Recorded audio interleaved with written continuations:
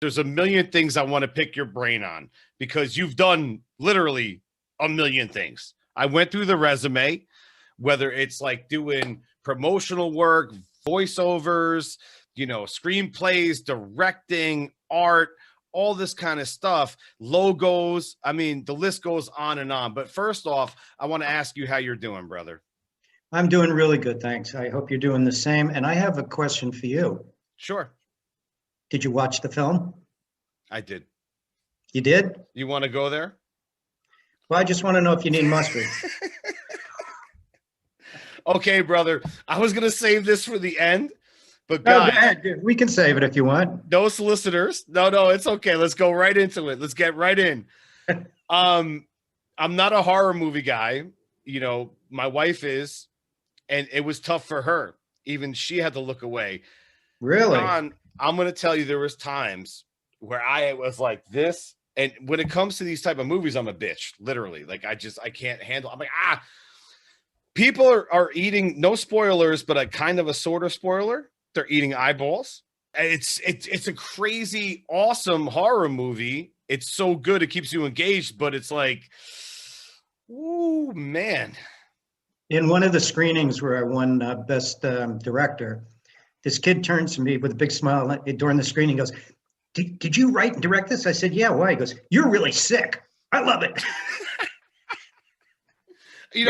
I was going to try to filter that today when I was like, I'm going to interview this guy and, John Callas here. And I was going to say, man, I got to ask you some questions. Where does the, conception of these type of movies manifest? Like, how does that even happen? Well, I'll make the disclaimer. My wife asked the same question, but she phrased it a little differently. She goes, where does your sick mind wander off to sometimes? I don't get it. Here's the genesis of it. I sat down to write a horror movie, and I thought, what is the standard? And the standard, and I don't mean to demean it, but it's some guy with an axe chasing big-titted chicks all over the woods and chopping them up. And I said, there's got to be a better choice here. Then I started thinking about Norman Rockwell, The Perfect Family. And I said, what if this wasn't like the typical horror movie set in the woods?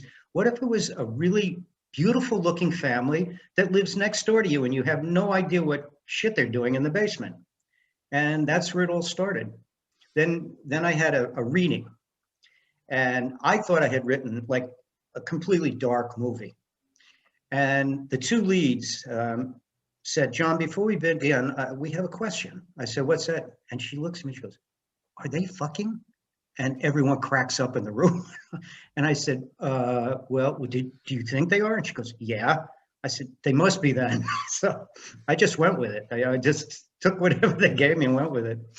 What's funny? We were watching that movie last night, like I told you I would. And I watched it. I enjoyed it, kind of, sort of, because it's very disturbing. And I probably had like really weird dreams because of this movie. But the bottom line is that I noticed that family was way too nice right from the get-go. I'm like, no, they're suspect, because you're from Jersey. I'm from Jersey. We know about that. It's like, nah, why are you so nice? Because you're not supposed to be nice over there. Yeah, what's your motive? What are you trying to do? Are you trying to put me in a basement to eat my organs and my liver? I don't like liver. I would have thrown that out. Oh, absolutely. But I tell you what, man, a definite, awesome watch for people listening. Please watch this film. You might get a little like reaction, a little side effect from the film, like some nightmare, some trauma, but it's at the end of the day, a good film. Let's talk about this film still. I want to stay on this subject. You worked with Eric Roberts on this film. What was it like to work with Eric? He's an amazing guy. Well, I was at the beginning when we hired Eric. I had a little concern because he's obviously one of the top actors in the industry. And I sat the night before in my bed thinking, how do I direct a guy like this? What do I say to him? And then I thought, hold on. You're the director, he's the actor. He's there to help the film become something very special. So I get on the set that morning and somebody comes in and says, Eric would like to meet you. So I walked in and there's Eric with a whole plate full of fruit. He goes, hey, you hungry? Right there, I was completely relaxed. I said, no, I just had breakfast, and we chatted about the film a little bit. And throughout the whole experience, it was like watching a kid in a candy store. He was just a delight. He engaged with the crew. He was, you know how they always do a clapper, right? Well, one of the times the guy tried to clap it and he couldn't because Eric had his finger in it, and he kept trying to, and he finally looked and said, Eric. So he had to move his finger so he could do the clapper stick. He just made us all relaxed, comfortable. He asked a couple times what I wanted here and there, and we talked about it. More than open to collaboration. He was more than willing to go in the direction that I had seen.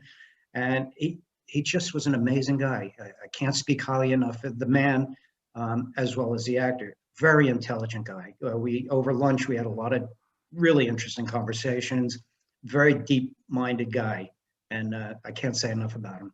Oh, such a great guy. I had him on my show a couple times. Him and Eliza, I appreciate them as great friends and family. Like, they really embraced me and took me in terms of, like, giving me so many great interviews. And there's things that they're willing to talk about. I'm like, oh, okay, they're comfortable with that. Like, that's cool. That's always a great thing. And they're real people, and real recognizes real, as I told them.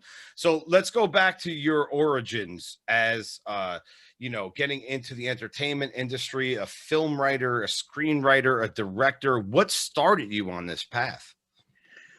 Well, a long time ago in a galaxy far, far away, I applied to a college in Colorado that had a program called the University Without Walls. And it was designed for kids that pretty much knew where they wanted to head in life, but didn't want to sit in classrooms. So my drama teacher introduced me to a guy named Jean Favre, who owned the Third Eye Theater in Denver. And he never took on a student whatsoever because he just didn't want to waste the time. But she got me an interview with the guy. And as soon as I met him, I knew he was a rough New Yorker, because he said, why do I want to bother with you? I said, look, I looked around your theater. It's a shithole. You need my help more than I need you. Goodbye. And I started walking out. My teacher, just like, her eyes went crazy. He said, wait a minute. And he came back and we started talking. He says, all right, I like you. You got some balls. You can start Monday. I said, not until you apologize to me. From the East Coast, if you guys are listening from the West Coast or Central, no disrespect, but East Coast is all about the balls. That's right. The galloons. You got to have some galloons. Got to have the galloons. He's always like, yeah, now. It's absolutely true. Okay, so from there, I applied to my master's program in California at Occidental College. Got my master's in theater arts. And during that period, I had to put together my master's program. I was having dinner one night in this place, and I looked over, the whole restaurant was kind of giggling because some guy that was bald sitting in a white suit, and they all were trying to make fun of him. And I looked over and caught his eye, and I smiled and waved back. And I went back to working on my play, and he came over and he asked if he could sit down. And I said, yeah, sure. And he said, what am I doing? So I explained to him what I was doing. And he said, that's really cool. I'd like to see the play when it's done.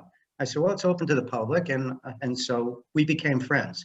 6 months later, unlike most people in California where they meet you and they immediately say, what do you do for a living?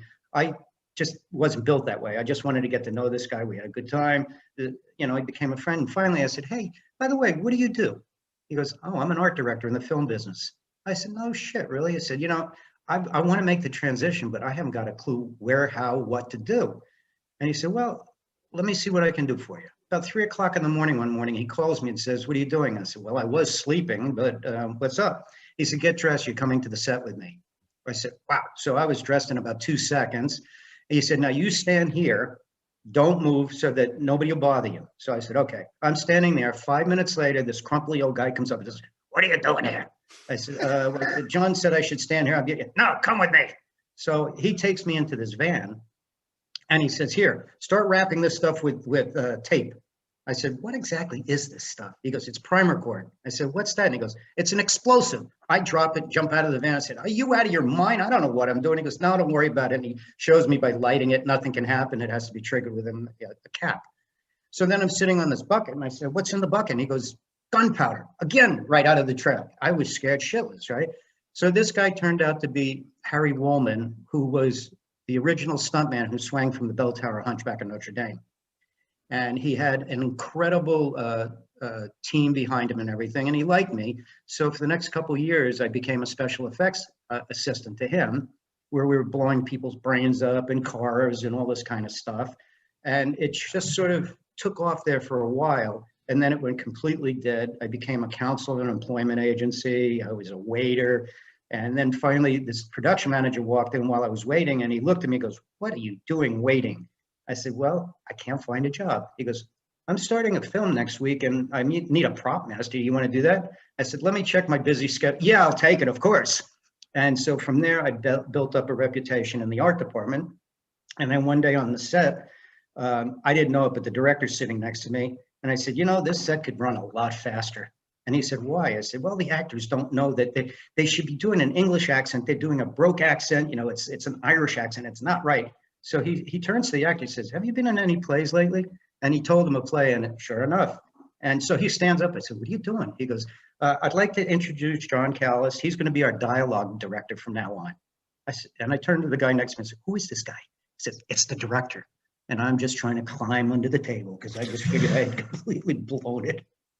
And then it just started snowballing along, and I got a lot of assistant director jobs out of that. My first one, I had no idea what I was doing. I called the crew together and I said, "Look, guys, I'm going to be transparent. I haven't got a clue, and I need your help." And they all looked at each other and they said, "Nobody has ever asked our help.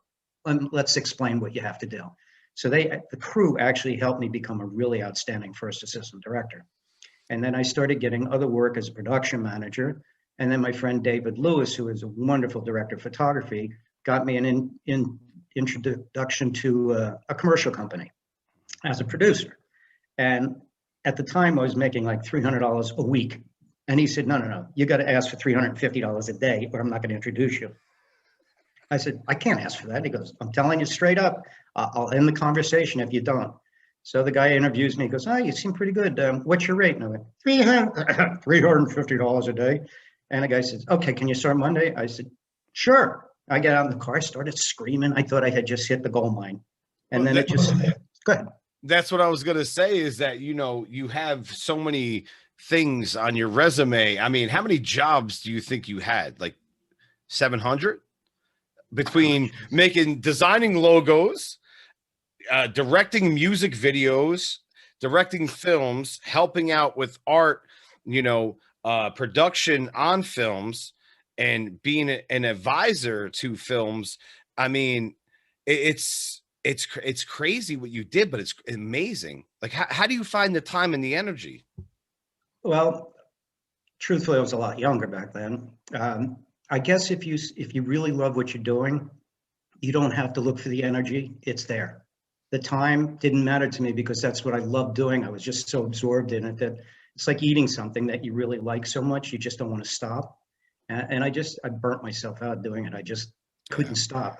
And to answer your question, I would guess at least 700 to 1,000 pieces. And one of the things, John, that I really wanted to focus on was not to ever get pinholed into one area. Like, I didn't want to just do commercial. I didn't want to just create this TriStar logo. I didn't want to just do one thing. So every opportunity I looked for, I tried finding some way to do a little something different.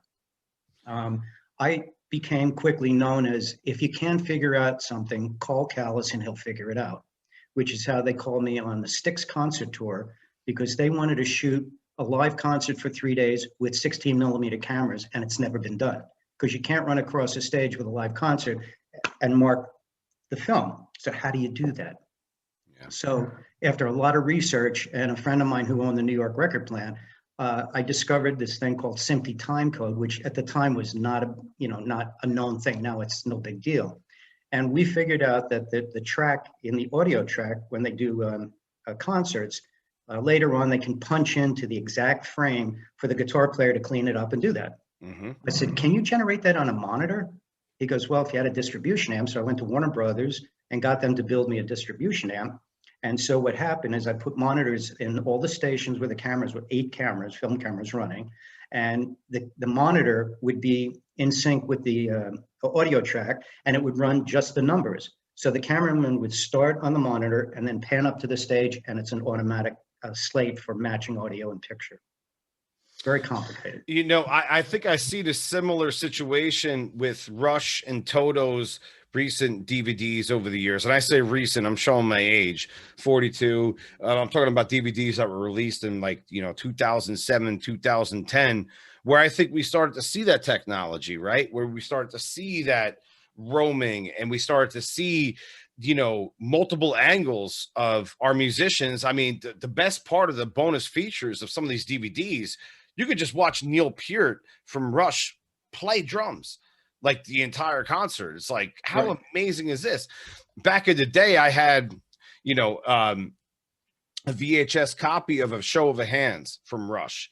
Okay. And it was such a hard sell to any girl that came over my house because I'd have it on. And they're like, what are you watching right now? These guys' haircuts suck. It's terrible. I'm like, just listen to the music. It's just like these Not looking guys, for hairstyle. exactly. They're just so good at what they do. So I want to segue into music videos. I mean, you've done a lot of those. Red Hot Chili Peppers. Yep. Yeah, Jefferson Airplane, Bill Wyman, the Rolling Stones. I mean, Weird Al. Weird Al. I loved working with him. Crazy fucker, but I loved him. I want to hear about Weird Al if you can, if you don't mind. No, he is the quintessential artist where when he's on stage, this personality comes out that you just don't understand where it comes from. And then off stage, he's kind of like this quiet kind of guy, nice and, non-assuming. But he's funny as hell. He did a song for the Transformers animated film in '86. I'm a big sci-fi guy, especially with animated sci-fi. And I thought it was great, Dare to Be Stupid. And I was so excited when I saw that on the liner notes, because remember back in the day when we had music, you could actually, like albums and stuff that wasn't digital, you could look at the liner notes. You could see who produced it, who wrote it, who did all this kind of stuff. And it was so like engaging. It was so amazing. And nowadays we pick up these things and it's like, you just hear the song. It's a good song, whatever. You take it for what it is. But back in the day, like you were able to get information, you were able to get those resources. So I want to talk to you about music. I know you're a big fan, like you were mentioning, you did music videos and all that kind of stuff, but who do you like as far as your music appreciation goes? Wow, that's really wide open.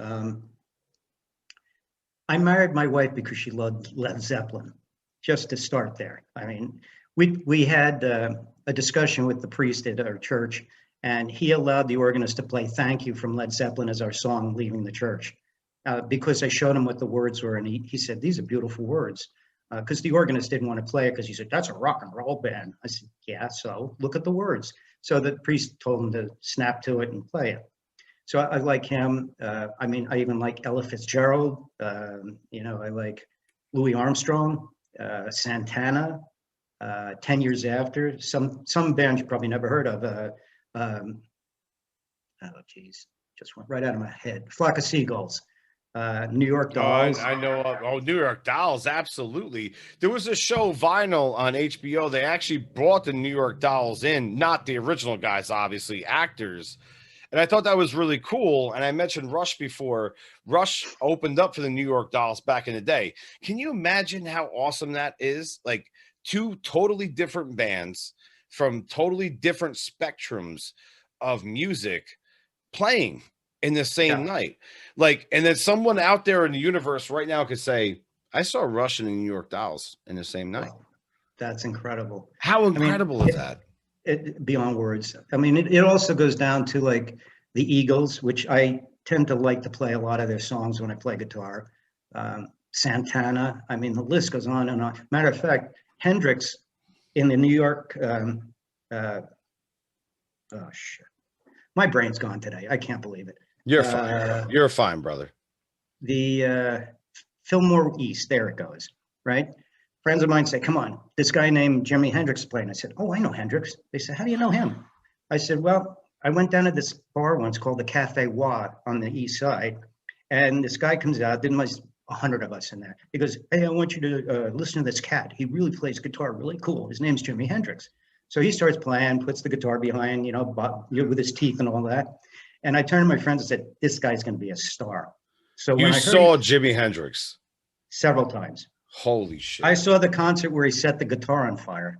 So what? Yeah. So my friend said, hey, Hendrix is playing at the Fillmore. You want to go? I said, yeah, let's go. So we get down there and the guy comes out and he says, hey, listen, before Jimmy comes out, I'm going to introduce a band who's never played before in public. It's a great group. I think you'll enjoy them. Their name's Santana. And then boom, boom, boom, boom, boom, boom, boom, boom, boom, boom, boom. And I thought, oh my God. Back then, the more you cheered, the more the encores would come. So it must have been about 10 encores, right? And then finally Hendrix comes out. He looks, he goes, how do I follow that? That was amazing. I mean, he was so gracious about it. And then the concert went off. It's great. Do you remember, like, back in the day, like, for me, I went to concerts at the Meadowlands when they're like, one more song, exactly. one more song after like 2-3 encores, right? And they keep coming, and you're like, you got him again. It's like you're getting extra time. It was so amazing to experience that stuff. So, I mean, as far as being musicians, both of us, who's your biggest influence on guitar? Well, my biggest influence is Jimmy Page, but I can't play anywhere near that. I mean, Lindsey Buckingham of Fleetwood Mac. I've seen Fleetwood Mac several times in concerts. And truthfully, my mouth dropped open when I saw this guy play. I mean, it takes 3 guitarists to play what he does with 1 guitar. And it's all by his hands, no picks. So you got to look at that. Alvin Lee, 10 years after, incredible guitar player. Van Halen, beyond words. Prince, another outstanding guitar player. Underrated too. He's very underrated. Way underrated. Yep. Way underrated. Yep. So Stevie Ray Vaughan, another great guitar player. So, I mean, the list is endless. Stevie Ray Vaughan, for me, definitely. A lot of people, and you mentioned Zeppelin. I mean, I have like Fool in the Rain tattooed on my arm here, the drum line. John Bonham, one of the greatest field drummers of all time. I mean, the way he would lay into a groove, like Fool in the Rain. Spacing and phrasing was so imperative. We'll cross over right now to acting and movies and film and stuff of that nature. You worked with some phenomenal actors. I mean, Eric Roberts, we mentioned before, obviously, Bill Murray, there's so many people. De Niro, Madonna, Jack Nicholson, the list goes to Mel Gibson, the list goes on and on, man. What are some of your thoughts on the experiences you had with some of these actors? Truthfully, and I'm not trying to be pedestrian, they're people, and they happen to have a talent that is to be respected and admired, but it stops there for me. They're people first and foremost. So when I met them, I talked to them as human beings, not as a God worship. Now, talking about De Niro, I swear to God, I have never been enamored by any actor, or if you're a billionaire, I'll talk to you just as easily as some guy drinking a beer on the corner. It doesn't bother me who you are or what you have. I'm going to talk to you as a human being. But I have never been embarrassed in my entire life until I worked on Raging Bull and was asked to go give Robert De Niro an envelope over at the boxing ring. So I walk in, I hold up the envelope, and De Niro just said 1 second because he was finishing up some practice, rehearsal. So he comes out, and I'm watching him. Now, to me, De Niro is one of the most prolific, deep actors in our generation. And I'm looking at this guy, and he comes walking over, he takes his glove off, and he puts his hand out, and he goes, hi, what's your name? And I'm shaking his hand, and I go, Robert De Niro. And he smiles and goes, no, that's my name. What's your name? I said, here's an envelope, gotta go. And I just start walking. He goes, don't you want an answer? Said, oh, yeah, sure. I've never been that embarrassed in my entire life, but it was such a thrill to meet the guy. That is so funny. My thing is that I've been there before. I've worked with, I told you off camera and everything like that, off air, about Bobby Kimball from Toto.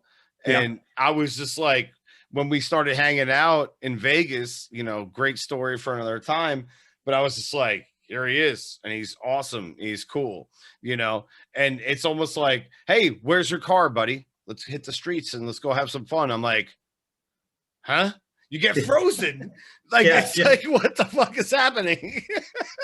You know, another funny thing happened. There were 12 of us in Antiparos last 2 years ago, celebrating our friend's birthday. And we're in this restaurant and we start singing happy birthday. The whole restaurant starts singing happy birthday. And we happen to turn around and there's Tom Hanks, Rita Wilson, and all of their people. They're standing up singing happy birthday. You know, Tom doesn't have to do that. He didn't know anyone. So we went over and had a little chat. And we said, hey, you know, we're from the Palisades. He looks, he goes, get out of here. Really? You're from the Palisades? And we had this nice chat. He was just as down to earth as you can get. And he, to me, is stunning in his acting. I mean, the depth of this man is incredible. That's the beauty of when you meet someone that lives up to your expectations. You know, you're hanging out with them, you get to know them on a personal level. And then next thing you know, like, wow, this person is just like me or you. They could be worth millions or worth like whatever. And you get out there and you're hanging out and they accept you for genuinism, you know? Exactly. Exactly. And I could see that in your filmmaking, there's a lot. I got to go back to it. I got to pick your brain because I'm still damaged from last night, bro. I'm still Hey, damaged. you want to come over for ribs? No, I'm not coming to your house. Your house is the last place I'm going to go to have spare ribs. All right. So you've done The Hills Have Eyes Part 2 as well, right? Yep. Yep. Okay, let's talk about that. Kind of, if you don't mind. Cringy. They love it. I go ahead, brother.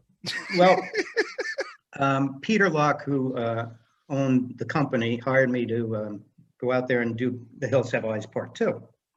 So the first thing he said is, you know, you're going to be the first assistant director and the unit production manager, because back then, the low budget films, you know, you couldn't separate the jobs. And I wasn't in the Directors Guild at that point. In case anyone in the guild's listening, I didn't do it illegally. Anyway, so I said, okay, what do you want me to do, Peter? He said, go to Wes Craven's house and have a chat with him because he's going to need to know your thoughts and stuff. So I went over there and I met Wes. He says, you read the script? I said, I did. He said, and I said, you're not well, but yeah, okay, let's do it. So we went through the script, literally line by line, and he told me exactly everything he had in his head, which is really rare for a director because they usually keep everything quiet. And then as an AD, you're going, what do I tell the crew I'm going to do next, you know? But he was really open, very creative, and a kind soul. And we got on really, really well. I mean, that's all you can ask for in a project, you know. But I would think, and that's a question I was trying to like kind of like deviate from, but I'm going to ask you this. People have to ask you, like, hey, man, everything okay? You know, like no, it's not, or I wouldn't be doing this stuff. I swear to God, my wife is right. I sometimes question where these thoughts come from. I mean, it just, like I was telling her about this novel I'm writing. I've written 4 or 5 novels. I'm writing 2 more right now. And this one's a science fiction novel, which I think you'll enjoy quite a bit. And I was explaining some of it, and she said, where does your mind go? I have no idea where your mind wanders off. Can you explain it? I said, no, it just shit randomly comes to me. So I take it and run with it. I took my clue from a couple of musicians that I listened to interviews with. And a lot of them would say they would hear a line during their walk, you know, like, I don't know, hey, Mr. Sunshine, and all of a sudden they say, hey, that's a good thing for a tune, you know, and then they go off and write a complete song around the punchline. And I started thinking, okay, so if the universe gives me an idea, it may not say, here's the whole novel, here's the whole screenplay, but here's the genesis, here's the building block that you can go with. So if you're a creative person, you have to learn to listen to those cues and take them and run with it. Exactly. And there's absolutely no judgment on it because at the end of the day, it's entertainment, it's film, it's fun. And I like that with your horror movies that I've watched, there's a lot of humor in there. You know, there's a whole lot of humor in there. And I like that you play up to like the whole category of what horror movies were, at least when I was younger in the 80s. You know, you had that little bit of cheese to it, but Yeah. Your cheese is a little bit better. It's like a sharper version of the cheese. It's higher quality cheese. It's higher quality cheese, is what I'm trying to say. Because I just penned a plot for the best of the best part 5, martial arts, because I've been watching so many during quarantine, brother. And I'm going to go there in a minute with you, asking you what you've been doing. I've been watching a whole lot of 80s and 90s movies, in particular martial arts films. Best of the best, best of the best, Lethal Weapon, all that kind of good stuff. And I was like, man, I got a story in me. And I used to be a screenwriter a little bit, but I never had anything go through, I never had anything push through, but I just did it at a hobby, and I'm like, what can I do today? Let me write something. So I sit down and I start writing this plot, and I'm like, oh, this is really cool, and then it's your imagination, like you said, creativity is where it goes. And sometimes I'm writing things down, I'm like, man, this is, where am I going with this? But at the end of the day, you've penned so many things. You've scripted out so many great storytelling stories. Who is your, if you could mention like a couple people, like your biggest inspiration to do this, to get involved in the writing? Boy, that's a tough one. Mm-hmm. As funny as it may sound, a guy named Aaron, let's see,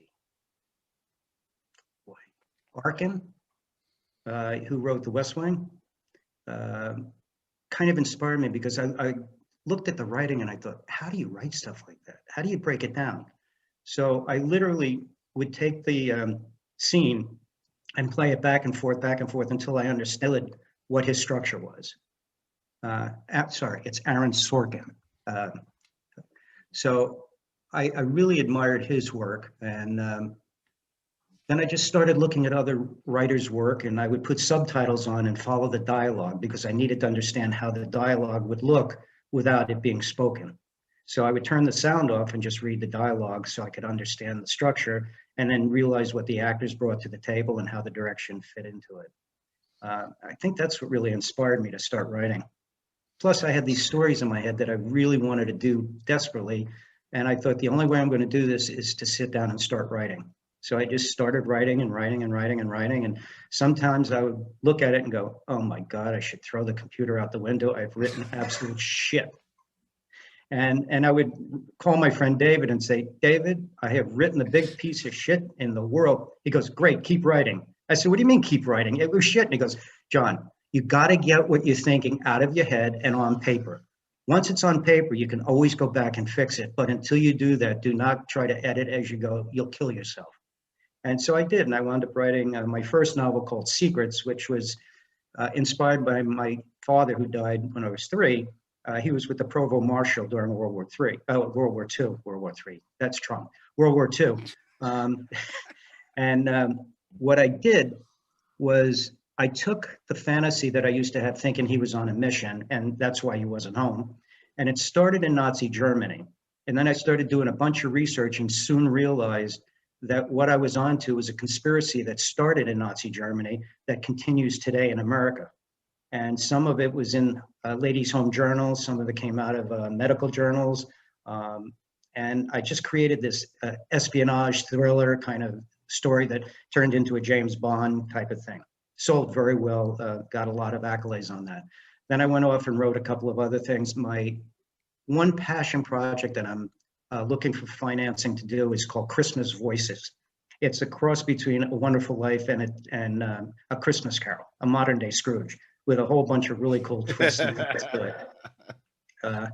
I also got in touch with a woman out of Australia who wrote a film called The Witch's Night. So I am now attached to that as a director, and she's out busy raising the money to do that.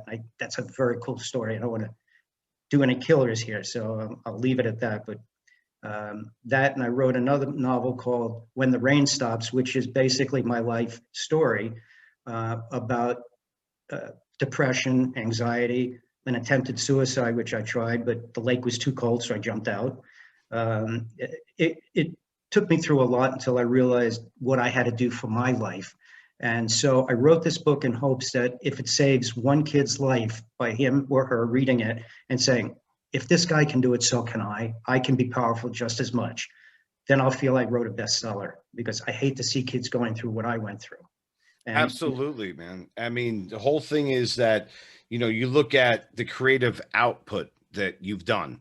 The reason why you work so hard is to keep yourself busy, you know, and get rid of all these ideas you have in your head and get the gratification. Because as a musician myself, whenever I record something or whenever I do like a show like we're doing right now, which is kicking ass, and I'm so thankful to have you on, is that you get that like receipt back and it makes you feel so good. You get this gratification that is a natural high, whether you drink, smoke, whatever, I don't care. Like when you do something that is artistic value and will always make a statement in life, like, I mean, movies, you could never take that back. Like a movie like The Godfather, that's going to always be there and no one can ever undo that. Right.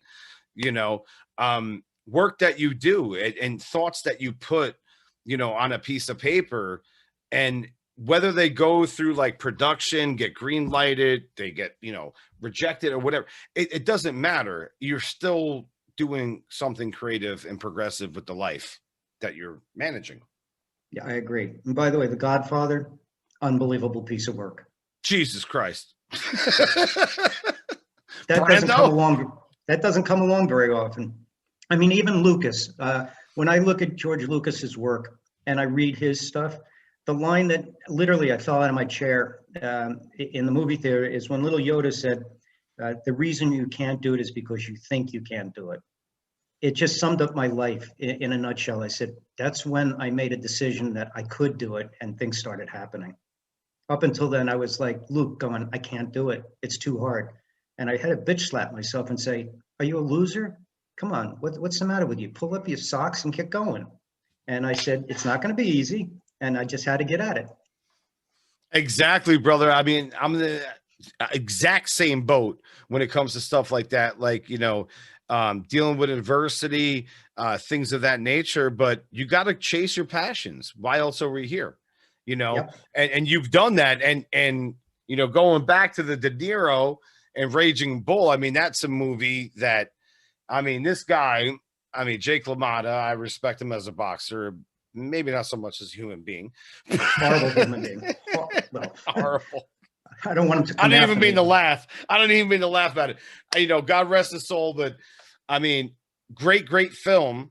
Great film. What was your involvement in that movie, if you don't mind me asking? No, I was an assistant to the production manager and coordinator. So I was a basic production assistant that ran around and did whatever they needed me to do. But speaking of Jake, I was on the set one morning and I started heading towards him because I wanted to shake his hand and say hello. And somebody grabbed me and he pulled me away and said, I said, what do you mean, He said, that guy would rather pull your heart out and eat it for breakfast than say hello. I said, okay, I'll stay away from him. He was just a mean person. Is that where you got the script idea for No Solicitors?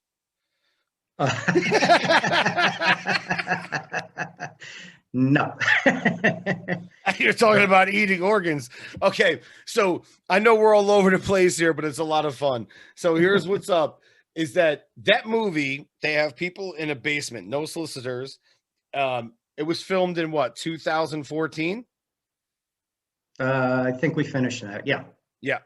And it was released around 2015. You got patients in the basement. They're getting limbs chopped off, limb by limb, literally. Whew, okay. What was the inspiration behind writing this film? Everyone has to eat.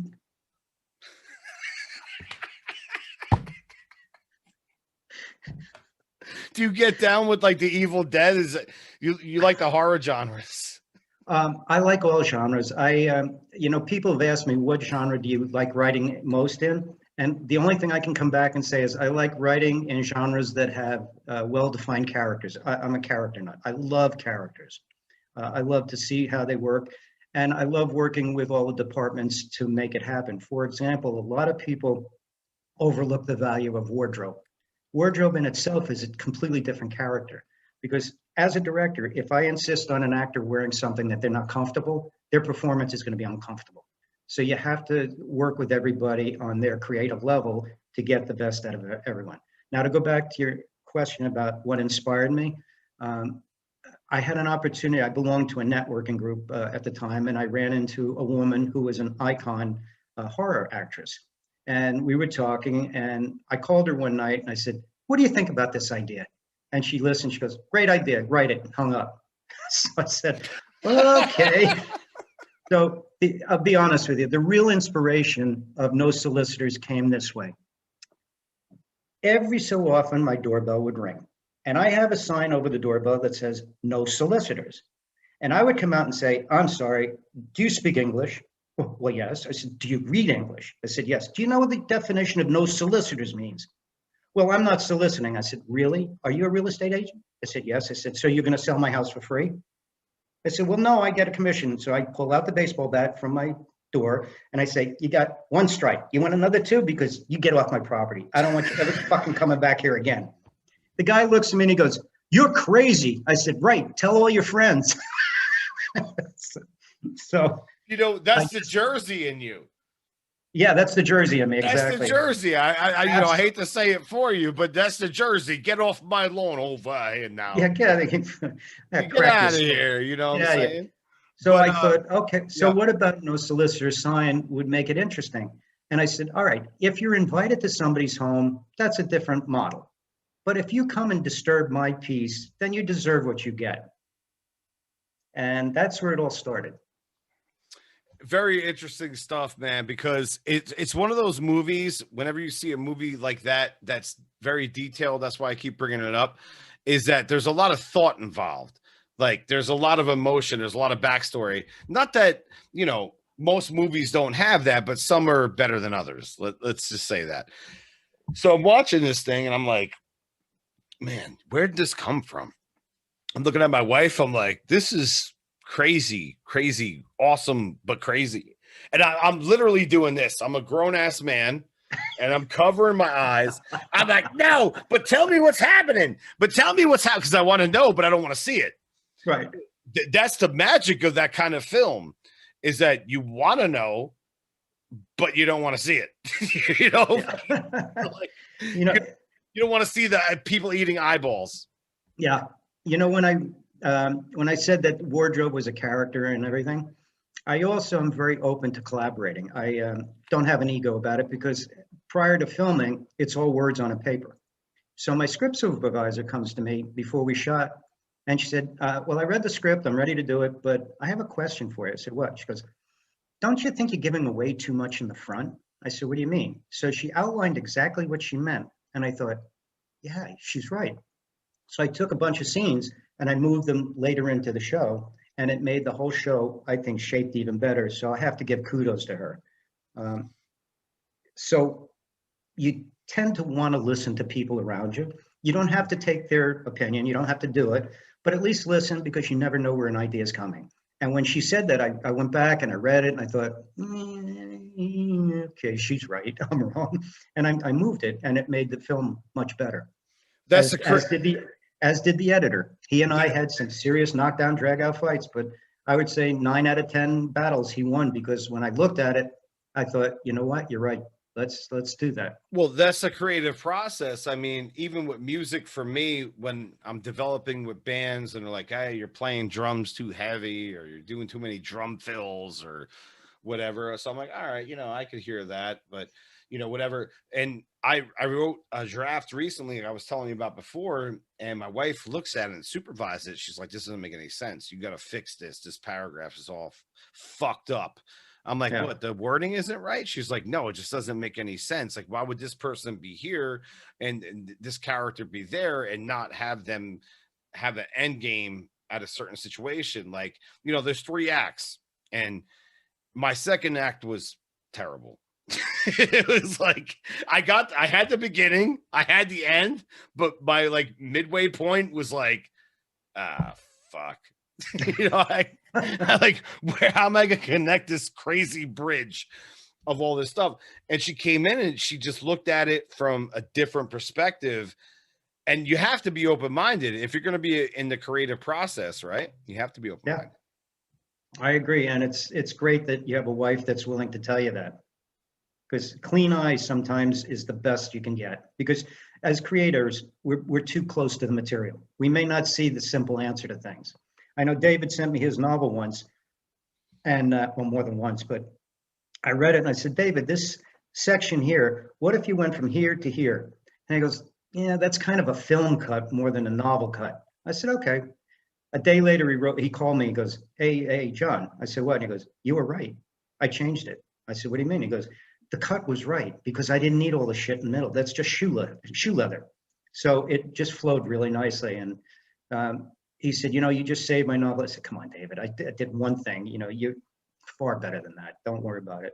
And so we always help each other. So I think I would encourage artists to collaborate with other artists in your field, whether it's music or writing or whatever, because you need outside people to give you some clean eyes and say, hey, I know what you're going here. It's not working. Or you did a really good job, Absolutely, 100%. And I know you're an author, you've written books, and that takes a whole lot to do. It's one thing, like, people have to understand, it's one thing to conceive an idea, but then to actually put it to fruition and make a screenplay or write a novel, like, there's so much detail. Because I don't want to speak for you. For me, like, whenever I write, it's like you have to make sure that the person that's reading it actually understands what the hell is happening, and make sure that everything goes through in a proper way. And plus, you want to have your plot points. Do you have, as a writer, do you have an end game before you start writing, or do you start with a beginning and then end it? No, what I like to do is I like to sketch out the whole idea, even if it's just little bullet points, because I found in my early writing, I would write myself into a corner and I had no idea how to get out of it because I hadn't thought about all of it. So the best thing I can advise, which I do now, is I like to write out what my characters are, what they had for breakfast. I mean, really mundane stuff, and understand who they are. And generally, after I do that, the story starts to write itself. I do know where I want to head with it, and that's why I make bullet points. This novel I'm writing now, called The Myth, name may change. I did that exact thing. I wrote myself into a corner, and I walked around for 3 weeks going, what are you going to do? What are you going to do? So I went back and I looked at it. I literally took out 2 sentences and everything fell in place. 2 sentences. Because I had written and I said, well, I don't need that. If I take that out, there's no wall anymore. So out that went. And then I remembered what my friend David said, and I sat down, I just started hammering away, kept writing and writing and writing and writing. So yeah, man. You got to keep chipping away. It's like, for me, I love boxing. It's like you got to fight each round at a time, each minute at a time, each second at a time. And I was actually going to ask you, good segue here, is that what are you doing next? Are you writing? Are you doing movies? What's going on? Well, as I mentioned earlier, I'm assigned to do The Witch's Night. And I just got a woman reached out to me from Glasgow, of all places, and said, would you be interested in looking at some material? So I read the brief blurb that she sent. I fell in love with it. And I said, yeah, let's look at the storyline. And so she's sending me the script for me to read. Christmas Voices is something I am dying to do. I mean, if you want, you send me your address. I'll send you a copy of either the novel or the script, whatever you like to read. I would love it. Yeah. All right. I'd love your opinion. And by the way, nobody dies in this one. Nobody eats anybody. And there are no ribs involved or hot dogs. You know what's funny is my 11-year-old daughter, she read my plot summary for a screenplay that I'm drafting up right now. And she was like, it's good, but nobody dies. I'm like, yeah, I guess I'm a hippie. I don't know. Like, yeah. She's like, nobody dies and there needs a consequence. Someone's got to go. So you got to think about that. Like, who do you whack? Like, Yeah. And now I start thinking like Soprano style, like back in the day, like, all right, what was really impactful? Like Big Pussy got whacked on the boat in season 2. And, all these people that, ran the course of the show, but it still got murdered. And it was like really impactful. And she's like, you need a death. You need a death. I'm not going to spoil it right now in case this thing ever gets green lighted. And I'm not trying to plug it. It just happens to be coming up right now.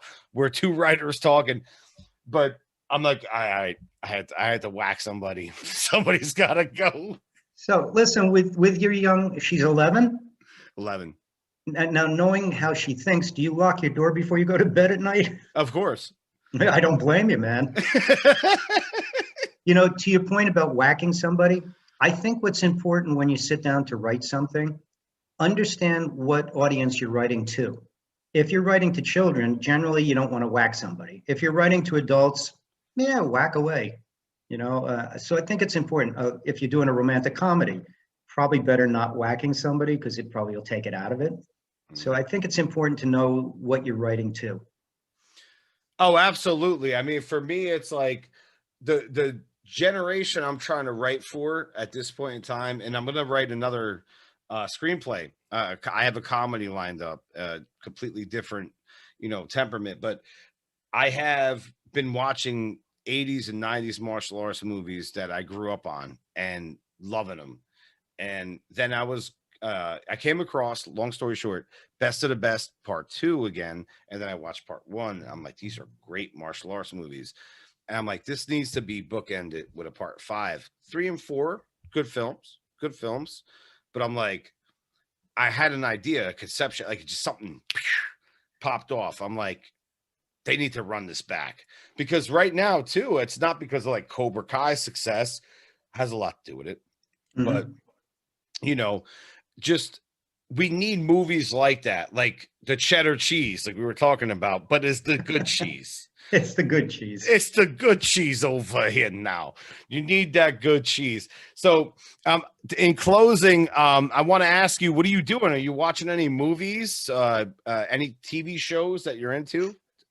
We've been watching a lot of movies. I get the screeners, of course, because I'm a Directors Guild member. The Trial of the Chicago 7 was great. Mom Rainey was unbelievable. I've got to go through all the rest of the screeners. We finished The Crown. Downton Abbey, I absolutely adored. I like a lot of British humor, so it's fun to watch those type of series. I'm watching the Frankenstein Chronicles right now. My wife comes in and says, nope, and walks out of the room. She's not a horror fan. If it's not in black and white, she doesn't want to know about it. It's funny because my wife is a horror fan, but then she'll come out and she'll see me watching Transformers on Netflix, like the new series that came out. So good, so amazing. I'm like, look at this. Look at Megatron. He's a complete asshole. He's the craziest murderer I ever wanted him to be. Like, look at this. He killed Ultra Magnus in 3 episodes. She's like, what are you doing? Like, what are you talking about? I'm like, come here. Look at this. She's like, I don't care about it. I want nothing to do with it. And then I'll go to bed and I'll say, like, hey, listen, babe, I don't know if you know that Ultra Magnus got whacked tonight. She's like, I know, you told me already.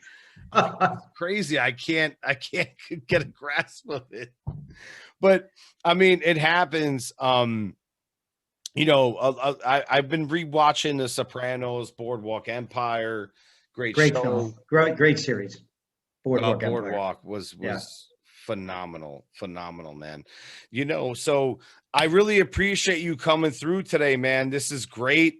We covered so many different topics, and I'm glad that you're still doing things moving forward, because I know this era is really tough to get. It's production. very tough. Well, the problem with the pandemic is investors kind of think out, well, let's say you get halfway through the film and your lead actor catches COVID and dies. We have nothing. So it's a very tough position to be in right now. Well, you mentioned a little bit of Star Wars. I don't know if you watched The Mandalorian. Baby Yoda is like my hero, but we talk about people unfortunately passing, and with Carrie Fisher, it wasn't because of COVID, but Right. during production of the second film that they did in the new series, episode 8, and then going into 9, they, from what I was told, they had a whole lot of things planned for her, and unfortunately they had to change. I thought the movie was great. A lot of people have a problem with it. I'm like, I thought The Rise of Skywalker was awesome. I'm into it. It's entertainment, guys. Enjoy it. Have fun. People are like looking at things too, like, deeply, like, oh, well, how would she have this, and how does this? I'm like, just relax and watch the movie. Have some fucking popcorn. and enjoy it. Yeah, you know that what you said is very interesting because when something gets thrown at you from left field, like Carrie Fisher dying and stuff, Hmm. you can either curl up in a ball and cry, or you can stop and say, okay, got a challenge here. Production is all about fixing problems. This is a big problem, no doubt about it. How do we resolve it? And you got to go about figuring out how to do it and move forward. It's life goes on, regardless of what we do, life goes on. That's why I love boxing so much. It's a metaphor for life, and you know this as someone that was a part of one of the greatest boxing movies ever in Raging Bull. It's a metaphor for life. Like you got to pick yourself up off the mat, and I've been on stage before where I've seen musicians fail, and it's like, what are you doing? Like they're trying to walk off stage. Get your ass back up there, pick up the guitar, pick up whatever it is you're doing, and course correct it. It's There a you go. small moment in time, you know, and not to undermine anyone that's ever passed on film set, but the show must go on. That's what they say. Queen said it brilliantly. Freddie Mercury, the show must go on. Yep. And that's what it is. There's an end game to every result that you put out there. And brother, this end game could not be as, this is so amazing. Like, I mean, I got to be honest. Like, I went through your resume. I'm being a little fanboy here. Pretty fucking impressive, man. Very appreciated. I'm humbled by that. Believe me. The fact that you're able to not only do logos, music videos, directing, writing, cinematography, screenplay, art. Come on, brother. I'm It like, just comes out of me. I don't know what to do with it. well, good for you, man. Because I'm like, I'm doing this research. I was telling my chick, I'm doing this research. I'm like, I don't know where to even start with this. This is so much great stuff. So much great stuff. So Thank you. respect to you, your family. Stay safe. As I always tell everyone, wash your hands. Is that before or after going to the bathroom? Always, no matter what. When I was in the art department, we always laughed. We said, we're the only department in the world that has to wash your hands before you go to the bathroom. Because you had paint and glue and all sorts of shit all over our hands. See, I like that though. That I think that's a good thing. It's funny. We'll go here real quick. Is that I've been a practitioner my whole life of good hygiene. I have OCD, so I like to wash my hands. I like to keep myself clean. And then when people are just like stating the obvious, like wash your hands and do, I'm like, well, what were you doing before all this? Yeah. I'm glad I didn't shake your hand. What the fuck were you doing before all this? Like, how, like, you didn't wash your, I go to the bathroom. A men's bathroom, people, is terrible. Especially, I live in Vegas. Where are you at, buddy? You're in LA, right? Yeah, and in Los Angeles. How's the men's bathroom out there? I don't have no clue because I stay home most of the time unless I have to go grocery shopping. I wouldn't say I'm a germaphobe. I'm just a Fauci fan. And if he says stay at home, you bet your ass I'm staying at home. That's what's up. I agree with you 100%. And we go out every once in a while. And even before pandemic, you go to the men's bathroom in Vegas, it's like, it looks like someone lost their fucking mind. It looks like one of your movies. Like, it's just like fucking shit's like all over the place. And fuck, not saying your movies are all over the place, but you know what I mean? Like, just like massacre. It's a fucking massacre. Yeah, men's room, I don't get it. Women's rooms are always smelling nice. They're all clean. You go in a men's room, it looked like a locker room. It's just gross. It's ridiculous, man. But I tell you what, this was a great time. I appreciate you so much. I can't wait for your future work. I am going to watch more of your other movies, even though it's probably going to damage me for the rest of my life. John, I gotta just say thank you, and to your viewing audience, you made it a lot of fun. I felt very comfortable being with you today, and really am very humbled and honored that you had me on your show. Oh, dude. I mean, come on now, man. I'm the one that is definitely honored to have you and your wisdom about things. And, I think that for any aspiring person coming up, screenwriting, director, camera worker, anybody that has any will to do anything they give a shit about, is going to take what you said in this show, the information that you provided, and guide them to a better path. And that's what I really wanted here, you know. I'll make you a deal since you had me on your show and you have a good audience. Any new filmmakers out there that ever have questions, if they go on my website and contact me, I would be happy to give them a little guidance for free. That is amazing. Incredible. Where does that happen nowadays? www.johncallas.com. Awesome. John Callas. Awesome. Thank you so much. I want to talk about Bobby's World too. I almost forgot about that. You know, nominated for an Emmy. Great guy. I cannot appreciate your time enough, man. And I can't wait to do this again. We'll do this in the future for sure, please. I will look forward to it, man. John, stay well, be well. God bless. Absolutely. Thank you. You as well. All right. Ciao. Ciao, baby.